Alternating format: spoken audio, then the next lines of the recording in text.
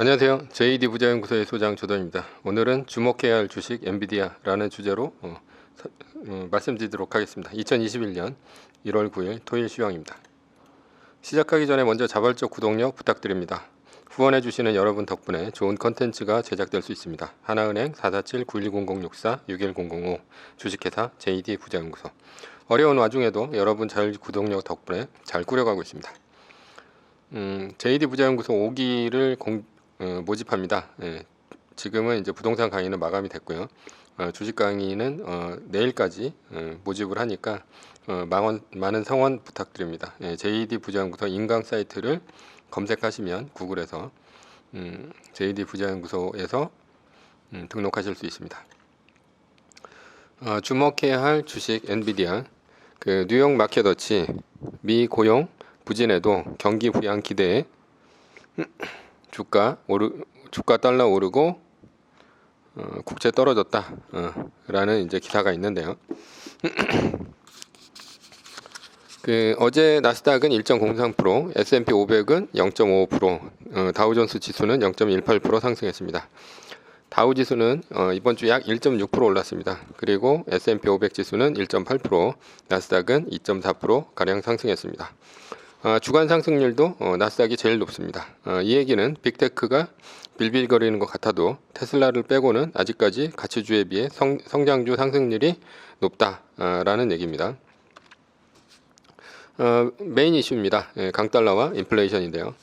경기 부양책 이슈는 끝이 났습니다. 다만 바이든이 다음 주에 또다시 경기 부양책을 발표하면서 드라이브를 건다고 하니까 또다시 랠리가 이어질 것으로 보입니다. 오늘의 이슈는 강달러와 인플레이션입니다. 달러 인덱스가 90.07로 다시 90을 넘었습니다.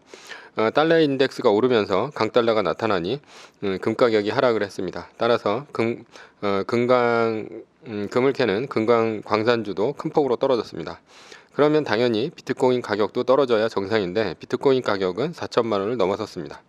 즉 비트코인은 달러와 관계없이 수요가 몰린다는 얘기죠. 그리고 10년물 채권 수익률이 1.119로 1%를 넘어섰습니다. 이러면서 가치주에 하락이 있었습니다. 경기 부양책이 통과가 되고 사람들의 지갑에 돈이 꽂히면서 본격적으로 시장의 금리가 올라가고 있습니다. 그러자 대출을 이빠이 받은 에너지와 경기 실적이 나빠 실적이 안 좋은 여행, 항공, 관광 등 주식들의 주가가 빠지고 있습니다. 그러면서 이번 주에 나스닥 기술주가 가치주보다 더 많이 올랐습니다. 빅테크 주식은 블루웨이브가 달성이 되면서 빅테크 규제와 법인세 이슈를 한꺼번에 반영을 하고요. 떨어졌고 다음 날부터 올라가 버렸습니다. 그리고 돈을 풀어내면 당연히 빅테크도 좋습니다. 결론은 현재 가치주보다 기술주가 더 좋은 상태다라는 거죠. 첫 번째 서브 이슈입니다. 애플과 현대차와의 협업입니다. 애플 현대차 애플 동맹 초읽기 시장 뒤흔들 게임 체인저가 될 것이라는 기사가 있는데요. 애플이 현대차의 전기차 공동 개발을 하자는 뉴스가 뜨자 현대차는 어제 하루 19% 넘게 올랐습니다. 기사는 현대차의 플랫폼과 애플의 소프트웨어 결합이라고 하는데 제가 보기엔 애플이 플랫폼을 놓치면서 현대차와 동맹을 할 것 같지는 않습니다. 애플은 현재 아이폰을 만들듯이 OS는 애플이 만들고 현대차는 폭스콘과 같이 그런 조립만 하는 역할을 기대하고 있지 않나 그런 생각이 듭니다. 즉 애플은 현대차에게 생산자 개발 방식인 ODM을 제안한 것입니다. 애플의 영업이익은 20%가 넘는데 폭스콘의 영업이익은 4%가 안 되죠.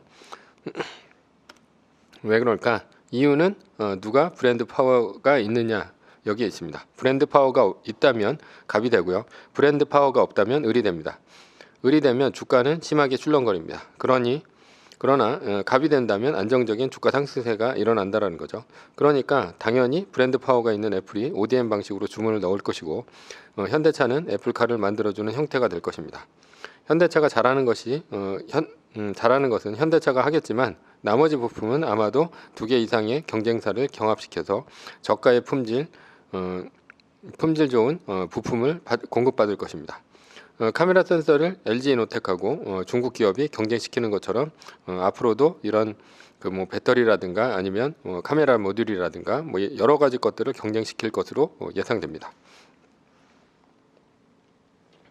그렇다면 애플은 왜 현대차에 손을 내밀었을까? 수소차 때문이 아닐까 생각합니다. 현재 수소차로 상용화시킨 기업이 현대차가 독보적이죠. 수소 트럭을 이미 독일에 납품했으니 말입니다. 전기차는 수소차에 비해서 많은 중량을 견디기가 힘듭니다. 배터리 방식이라 많은 중량을 옮기려면 더 많은 배터리를 넣어야 되기 때문에 중량이 더 무거워지는 비효율적인 구조가 되죠. 테슬라에서 전기 트럭이 나온다고는 하긴 하지만 아직까지 나오지 못하는 것을 보면 전기차의 한계일 수도 있습니다. 그런데 수소차는 트럭을 써도 무방하다는 것이 이미 증명되었습니다. 따라서 미국에서 친환경 분야에서 테슬라를 이기려면 수소차를 써야 되고 그것이 현대차와의 협업을 제안한 것이 아닐까 생각이 됩니다. 결론은 현대차와 애플의 협업은 애플이 현대차의 수소차 생산 능력을 높이 산 결과다라는 거죠. 두 번째 서브 이슈죠. 그 주목해야 될 주식은 엔비디아다라는 거죠. 4천만 원 넘어선 비트코인 JP모건 1억 5천만 원까지 간다라는 기사가 있는데요. 상승세가 무서운 것이 바로 이제 테슬라와 비트코인입니다. 앞서서 얘기했듯이 비트코인은 달러 인덱스가 오르는 와중에도 금값이 폭락하는 와중에도 4천만 원을 넘기면서 오르고 있죠. 금값이 폭락한 것은 달러 인덱스가 올라서이기도 하지만 양적 완화를 하는 와중에 이렇게 못 오르는 것은 여러 이유가 있다고 볼 수 있습니다. 미국의 양적 완화를 하면서 금선물 증거금을 올리고 레버리지 규제를 하면서 금값을 찍어 눌렀기 때문이기도 하고요. 금값은 양적 완화하는 초기인 3월서부터 9월까지는 2,000달러를 넘어서면서 수직 상승을 했습니다. 그러나 이때는 미국이 코로나로 정신 못 차릴 때이고요. 어느 정도 정책 효과가 나타난 9월서부터는 금 가격이 맥을 못 추고 있습니다. 그러니까 뭐 미국이 정신 차렸다는 얘기죠. 지난번 블루웨이브가 완성되는 1월 5일에 금값이 2% 넘게 오르기도 했지만 달러 인덱스가 오르면서 상승분을 모두 반납했습니다. 게다가 대외적인 요인도 있습니다. 금이 안 좋죠. 금의 수요는 50%가 장신구인데요. 요즘 코로나 때문에 밖에 나갈 일이 없어서 장신구를 찰 이유가 없습니다. 그리고 인스타, 페북 뭐 이런 데서 패친들에게 뭐 귀금속 샀다고 자랑질을 하려다가는 공감을 갖기 어렵죠. 겨울인데다가 마스크까지 써야 돼서요. 장신구를 자랑하려도 자랑할 수가 없습니다. 이러니 금값은 양적 완화하고 경기 부양책이라는 큰 호재에도 불구하고 못 오르는 것이 아닌가 보여요. 반면에 비트코인은 달러 인덱스와 관계없이 투기적인 수요가 붙어 크게 뛰고 있습니다. 이렇게 4천만 원이 넘고 JP모건이 1억 5천만 원까지 간다고 한다면 앞으로 어떤 일이 벌어질까라는 거죠. 채굴 장비 관련 주식이 오르지 않을까 생각됩니다. 채굴 장비는 한때 비트코인이 가격이 떨어지면서 고철로 팔아버리는 일이 있었지만 이렇게 비트코인이 올라가면 채굴 장비도 날개 돋친 듯이 팔리지 않을까 생각합니다. 채굴 장비는 크게 뭐 CPU, GPU, 쿨러, 뭐 메인보드 등등으로 이제 구성이 되는데요. 그냥 일반 컴퓨터하고 비슷하다고 보면 됩니다. 채굴 장비에 특화된 ASIC을 이용한 채굴기가 이후 대세가 되긴 했지만 비트코인 가격이 말도 안 되게 뜬다면 GPU 가격도 덩달아 팔릴 것으로 보입니다. CPU는 거의 할 일이 없습니다. 주로 연산은 CPU가 합니다. 따라서 이제 GPU의 강자인 엔비디아의 주가가 크게 오를 가능성이 있죠. 왜냐하면 채굴기 같은 경우는 최소 5개 정도의 그래픽 카드를 꼽고요. 그리고 뭐 연결을 해가지고 뭐 10개 이상 꼽는 그런 그 채굴기들도 많은 만큼 얼마나 많은 그래픽 카드를 꼽느냐, 그러니까 GPU가 많이 꼽히느냐, 그것도 이제 엔비디아 쪽 GPU가 많이 꼽히느냐에 따라서 채굴기 성능이 달라집니다. 지금은 엔비디아 주가가 흐름이 좋지가 않아요. 왜냐하면 ARM 인수를 하는 와중에 영국에서 지금 그 인수합병에 대한 조사가 들어갔기 때문이죠. 그래서 이번 달 안에 조사가 끝날 것으로 보이는데요. 그때까지 주가의 움직임은 좋지 않을 것으로 보입니다. 결론은 비트코인 상승은 엔비디아 주가 상승으로 이어질 수 있다라는 겁니다. 매뉴얼입니다. 나스닥 마이너스 3% 뜨기 전까지는 세계 1등 주식은 떨어져도 팔지 않고 갖고 간다라는 거고요. 두 번째는 나스닥 마이너스 3%가 뜨면 세계 1등의 떨어진 비율을 감안해서 남겨두거나 전량 매도 후 비율대로 말뚝을 갖고 한 달 플러스 1을 기다린다. 이것에 대해서 이제 자세한 설명은 뭐 JD 부자연구소 다음 카페에 있으니까 거길 참고로 하시고요. 전제는 세계 1등은 우상향한다. 위의 상황은 매뉴얼 뿐이고요. 따를 사람은 따르시고 참고할 사람은 참고하시면 됩니다.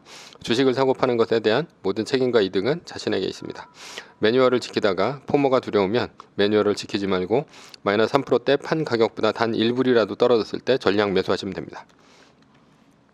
오늘은 주목해야 될 주식 엔비디아라는 주제로 말씀드렸고요. JD 부자연구소의 지금까지 수장 조던이었습니다. 컨텐츠가 좋았다면 구독, 좋아요, 알람 설정 부탁드립니다. 감사합니다.